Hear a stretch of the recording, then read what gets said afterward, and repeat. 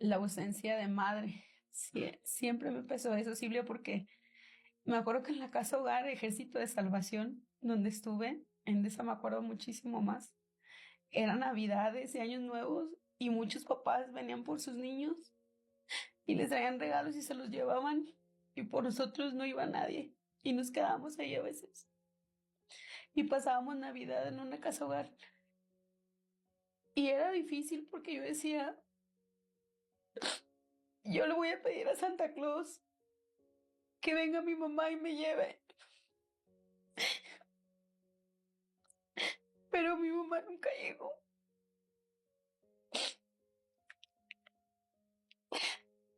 Y yo me acuerdo que estaba en el kinder y que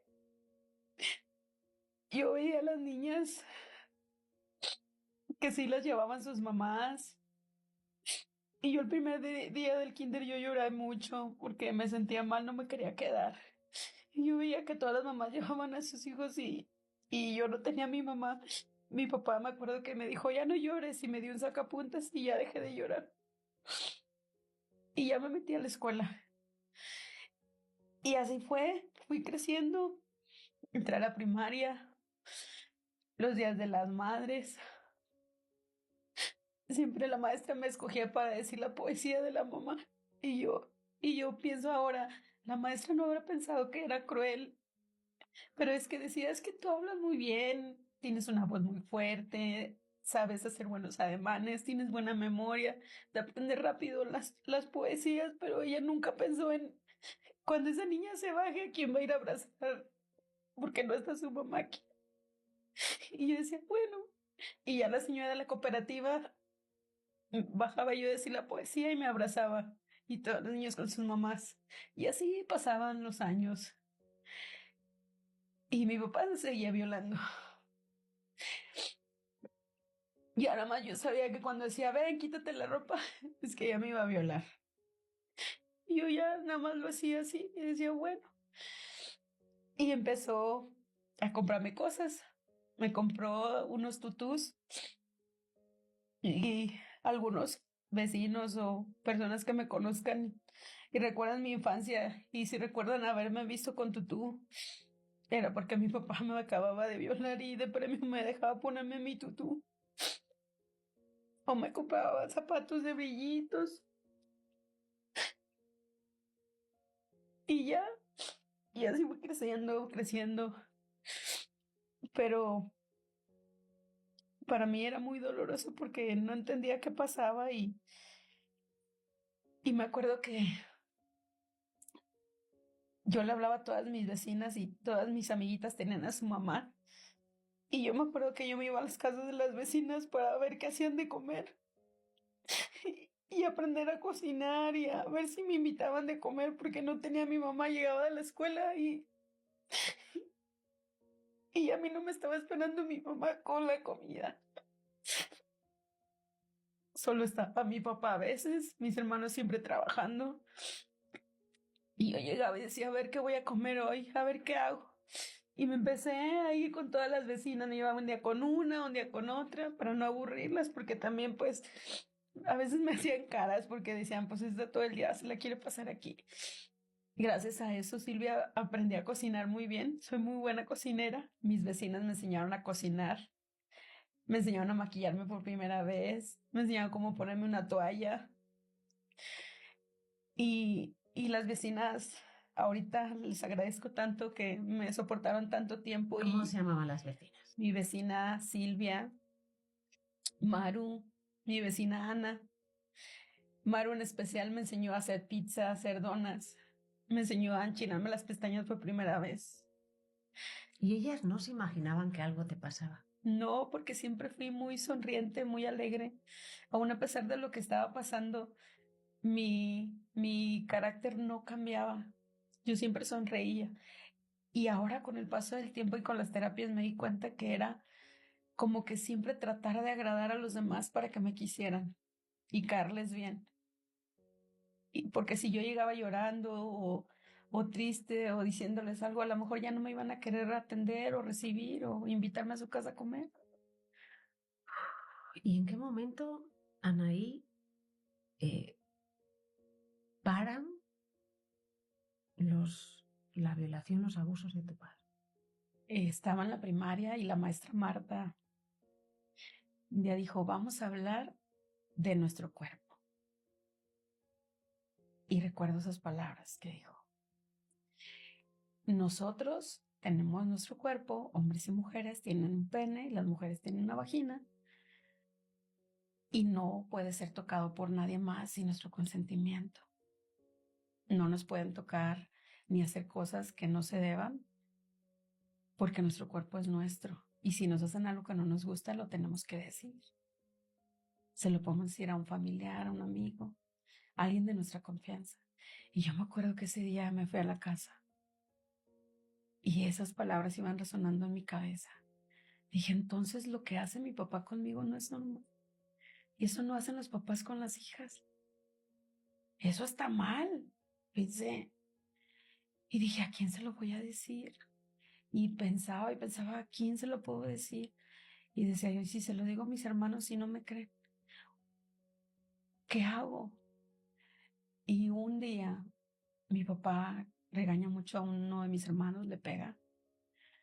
Y yo me enojé mucho ese día y le dije, ya no le pegue, ya no le pegue. Me metí y ya le dejó de pegar, se enojó mucho mi papá. Yo me acuerdo que dije, este es mi momento, es ahora. Y me acuerdo que me fui de la casa donde vivíamos a la casa de mi abuelita que vivía en una colonia de un lado. Y yo me fui caminando y corriendo y llegué a la casa de mi abuelita. Abuelita, abuelita, mi papá le pegó a mi hermano. Abuelita, abuelita, le tengo que decir algo. Y mi abuelita era una persona muy grande de edad. Y mi abuelita era una persona de rancho, de Zacatecas. Mi abuelita era muy, muy grande. Ella se murió a los 104 años. Entonces, ella era muy viejita y las personas de esa época o de esa edad tienen otra mentalidad. Y me acuerdo que le dije, abuelita, mi papá me violó. Y no una, muchas veces me ha violado. Y recuerdo que ella solo volteó, se me quedó viendo de arriba abajo y dijo, hijo, y le habló a mi tío, ven, que tu hermano deshonró a Anaí. Y dijo, ay, pobrecita, aquí te vas a quedar una semana y no te vas a ir con tu papá. Y ya la semana que él venga por ti y te vas. Y ya, métete, ponte a limpiar, a hacer de comer, a hacer qué hacer. Y yo me metí y dije, no pasó nada. Entonces la maestra es una mentirosa. Porque si le acabo de decir a mi abuelita y ella me quiere, no me defendió, entonces ya no voy a decirle nada a nadie. Y a la semana llegó mi papá un domingo y se paró afuera y dijo, ya vine por Anaí. Y me llevó. Me acuerdo ese día, mi abuelita vivía a la orilla de un canal. Le iba caminando adelante y yo iba atrás de él como a 2 metros. Y yo decía, ¿para qué? ¿Qué hablé? Si a mi abuelita no le importó. Y ahí fue donde me empecé a deprimir. Y de repente una vecina un día me dice, voy a tener una reunión en mi casa, voy a darles galletas. Y yo siempre buscaba comida. Y una casa con una mesa y una mamá. Y le dije, ¿puedo ir? Dices que es de señoras. Y yo dije, no importa, yo quiero ir. Se juntaban a leer la Biblia y a hablar de Dios. Y ahí iba yo solita. Y empecé a ir y a ir y a ir. Dijo mi vecina, vamos a la iglesia, te invito. Le dije, está bien. Y empecé a darme cuenta que la iglesia era mi lugar seguro. Y que esa vecina no era una vecina, era un ángel. ¿Cómo se llamaba? Betty. Betty, Betty. Vamos a hablar. Los nombres de las personas feas no quiero mencionarlas, pero las bonitas sí, Betty. Y Betty se convirtió en esa mamá que nunca tuve, porque ella no tuvo hijas, solo tenía hijos varones y siempre que llegaba a algún lado les decía, ella es mi hija. Y la gente que no me conocía sí pensaban que era su hija, pero los demás que ya sabían que no era su hija decían, ay, mira, a todos lados la quiere llevar, la presenta como su hija. Y ese ángel fue el que me enseñó que aunque pasen cosas malas, siempre hay una esperanza. Y fue mi lugar seguro muchísimos años, muchísimos años. Y eso me mantuvo bien, alejada alguna situación de peligro que me pudiera poner, o muchas personas que pasan por lo que yo pasé y terminan peor. Peor. ¿En qué momento le dices o tu padre deja de violarte? Una última vez que me quiso violar, en la casa donde vivíamos, hacía muchísimo calor y no teníamos ventiladores ni aire acondicionado. Y para mitigar el calor, teníamos como un tipo gallinero o una bodeguita de madera con techo de lámina. Y nos subíamos con una escalera a dormir arriba para que no hiciera tanto calor adentro de la casa. Y yo me acuerdo que muchas noches yo dormía ahí y yo veía las estrellas y decía, algún día esto va a terminar. Algún día voy a ser feliz. Y esperaba que pasara una estrella fugaz para pedir un deseo. Y decía, ahorita va a pasar una estrella y voy a pedir mi deseo. Y me quedaba dormida esperando las estrellas fugaces. Desde ahí creo que me obsesioné con el cielo y el espacio. Y un día me subí a dormir y de repente me acuerdo que abro los ojos y sentí a alguien al lado de mí. Era mi papá, ya me había bajado mi ropa interior y ya me estaba empezando a violar otra vez. Y me acuerdo que me subí mi calzón, me bajé rápido las escaleras y me metí corriendo a la casa. Y adentro estaba dormido uno de mis hermanos, mi hermano mayor. Y corriendo me acosté al lado de él y dije, aquí me voy a quedar contigo, no dejes que me lleve. Y lo abracé y mi papá se fue detrás de mí, pero como ya vio que me acosté con él, se regresó. Y esa fue la última vez que lo hizo. Pasó el tiempo y hubo otra situación con uno de mis hermanos, igual lo estaba regañando. Y yo ya me sentía tan mal, Silvia, que internamente yo sentía en ese momento que estaba muerta por dentro, que estaba hueca, que no había nada en mí, que no había un sentido, un propósito. Iba a la iglesia con mi amiga, pero había algo dentro de mí que yo me acuerdo. Esto no se lo he dicho a nadie, es la primera vez que se lo digo a alguien, Silvia. Teníamos un baño afuera, ya no tenemos baño de pozo, ya tenemos baño normal. Yo me levantaba en la madrugada y me iba a la taza del baño y me tiraba al piso y abrazaba la taza y le gritaba, Dios, si existes, llévame de aquí, que esto ya termine, haz un milagro, haz que algo pase y yo ya no puedo con esto.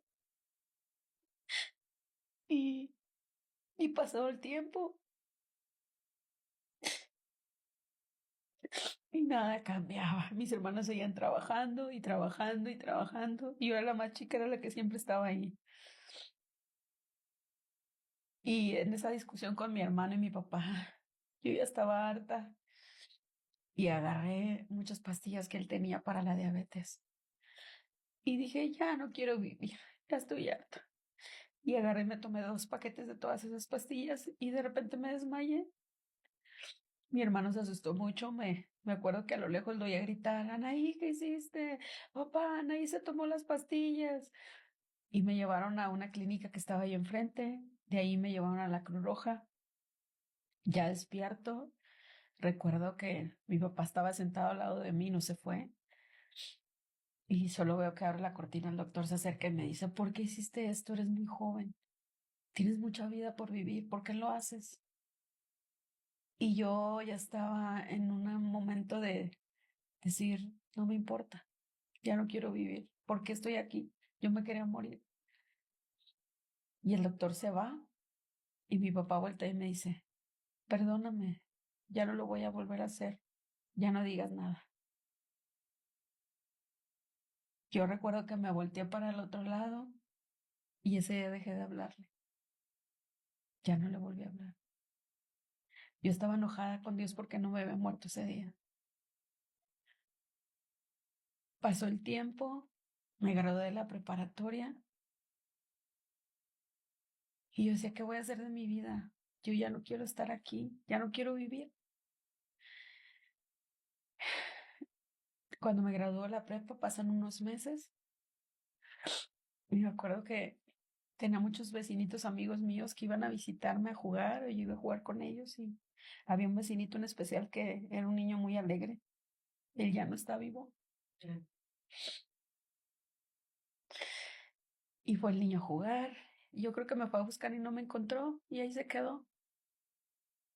Y me acuerdo que entro a la casa y tenía una mallita a la puerta. Entro. Y en el patio de atrás había un árbol y veo que está el niño sentado y está mi papá atrás, masturbándose y manoseando al niño por atrás, con una rudeza y él masturbándose. Pero el niño no me vio que yo entré, pero yo lo primero que vi fue los ojos de ese niño. Esos ojos eran unos ojos de miedo, como que estaba inmóvil, como que estaba hipnotizado, él no podía ni pararse. Y yo pensé, ¿qué hago? ¿Qué hago? ¿Cómo lo ayudo? Y lo que se me ocurrió fue gritarle por su nombre y que viniera porque su mamá le llamaba. Y el niño cuando escucha su nombre, le digo, corre, te habla tu mamá, corre, te está buscando. El niño se para, se sube su pantaloncito y se va corriendo. Con una cara de susto pasó enfrente de mí. Y yo cuando vi esos ojos dije, no voy a permitir que le pase a un niño más. Hasta aquí. Y me acuerdo que me salí y me fui a la casa de mi vecina. Y le conté lo que pasó. Mi vecina me escuchó, ya le conté lo que me pasó a mí, lloramos juntas. Le hablaron a otra persona de la iglesia, que voy a decir su nombre porque también fue un ángel para mí. Se llama Lucy y su esposo Edelmiro, que quiero decirle a todas las personas que estén pasando por una situación como la mía, que por más difícil que sea la situación, hay que estar atentos a esos ángeles que están a tu alrededor, que te preguntan cómo estás, que no sé, en mi caso, que las vecinas me invitaban de comer y que quizás esas veces que duré con ellas todo el día, ellas no saben de lo que me salvaron de ese día. Y que ese día les dije lo que me pasó y me dijeron, Anaí, hay que denunciar, pero solamente si tú estás de acuerdo y estás lista. Y algo que resuena mucho en mi mente es que me dijeron, al hacerlo no va a haber vuelta atrás.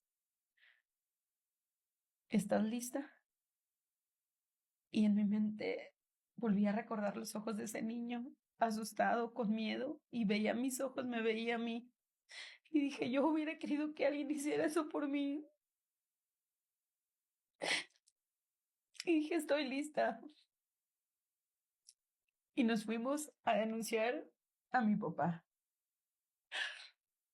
Y ellos me ayudaron a contactar a los papás de mi vecinito y a decirles lo que vi.